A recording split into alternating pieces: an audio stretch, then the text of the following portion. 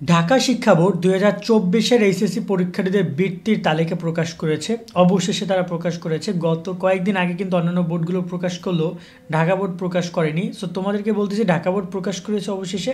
তোমরা ঢাকা বোর্ডের ডিসক্রিপশনে দেওয়া লিঙ্ক থেকে তোমরা সরাসরি তালিকায় এসে রেজাল্টটা তোমরা দেখে নিতে পারবা, এবং অন্যান্য বোর্ডগুলো যেগুলো ফলাফল প্রকাশ করেছে সেগুলো নিচে আমি তুলে ধরেছি।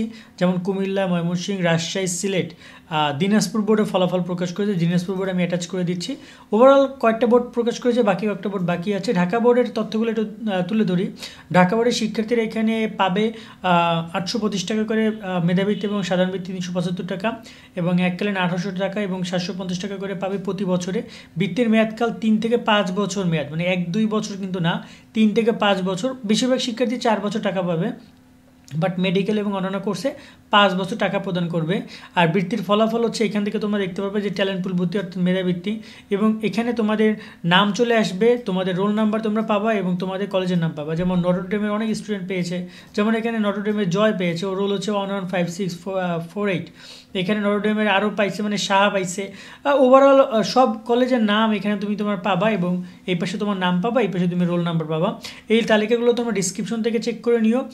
আমি ডিসক্রিপশনে আমি তোমাদেরকে দিয়ে রাখবো, সেখান থেকে তোমরা সরাসরি তালিকাটা দেখে রেজাল্টটা দেখে নিতে পারবা। আরও একটা কথা হচ্ছে যে রেজাল্ট প্রকাশ আরও বাকি যে বোর্ডগুলো রয়েছে সেগুলো পেলে আমরা ভিডিও করে তোমাদেরকে জানিয়ে দিব, অথবা তোমরা shobonhistory.com নজর রাখো, সেখানেও তোমরা বিষয়গুলো জানতে পারবা। সকলে অনেক ভালো থাকবে। আল্লাহ হাফেজ।